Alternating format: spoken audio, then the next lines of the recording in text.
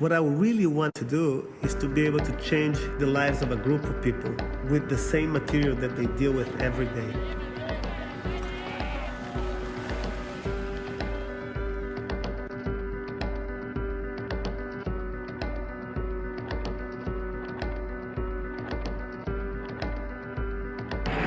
Alô, galera! Mas olha só, Vik. Isso não é futuro. Então aqui nesse lixo aqui eu invento muita coisa. E eu também me sinto muito bem aqui nessa água, nesse lixo. Sou Vik, prazer. Eu queria fazer retrato dos catadores e o dinheiro todo da venda das fotografias iria reverter para fazer alguma coisa mudar aqui.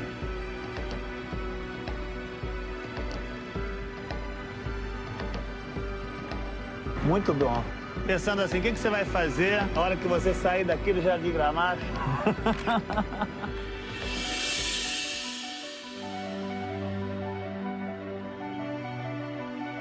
Caraca, maluco. Nunca imaginei uma obra de arte.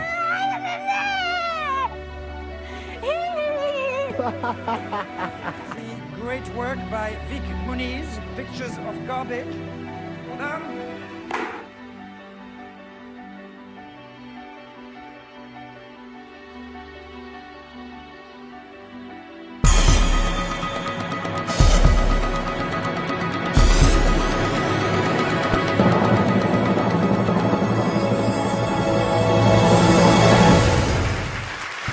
I was asked to come here and speak about creation.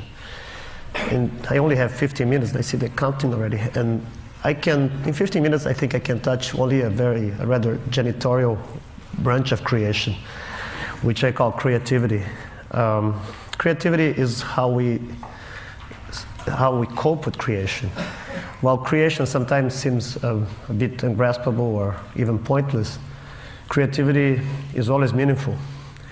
Say, for instance, in this picture, creation is what put that dog in that picture, and creativity is what make us see a chicken on his hindquarters. When you think about, creativity has a lot to do with causality too. When I was a teenager, I was a creator.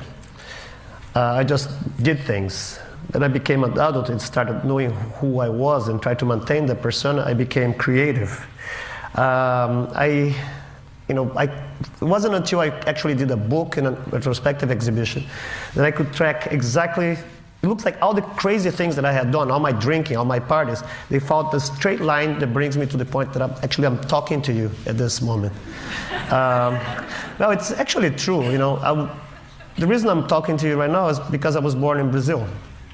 If I was born in Monterrey, probably I would be in Brazil. I was born in Brazil and grew up in the 70s under a climate of political distress. And I was forced to learn to communicate in a very specific way, in a sort of a semiotic black market. You couldn't really say what you wanted to say. You had to invent ways of doing it. And you didn't trust information very much. That led me to another step of why I'm here today is because I really liked media of all kinds. I was a media junkie.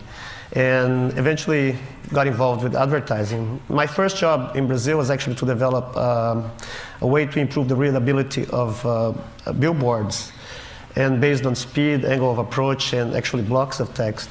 It was very good study and got me a job in an ad agency.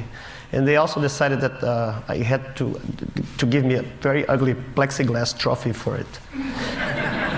And another point why I'm here is that the day I went to pick up the plexiglass trophy, I rented a tuxedo for the first time in my life. Picked the thing, didn't have any friends. On my way out, I had to break a fight apart. Somebody was hitting somebody else with brass knuckles. They were in tuxedos and fighting, it was very ugly. And also, advertising people do that all the time. And well, what happened is, when I went back, was on my way back to my car, the guy who got hit decided to grab a gun, I don't know where he had a gun, and shoot the first person he decided to be his aggressor. The first person was wearing a tuxedo. It was me. Luckily, it wasn't fatal, as you can all see. And even more luckily, the guy said that he was sorry, and I bribed him for compensation money, otherwise I press charges. And that's how, with this money, I paid a ticket to come to the United States in 1983, and that's the basic reason I'm talking to you here today, because I got shot. Well, when I started working with my own work, I decided that I shouldn't do images. You know, I took this very iconoclastic approach, because when I decided to go into advertising, I wanted to do, I wanted to airbrush naked people on ice for whiskey commercials. That's what I really wanted to do, but they didn't let me do it, so I.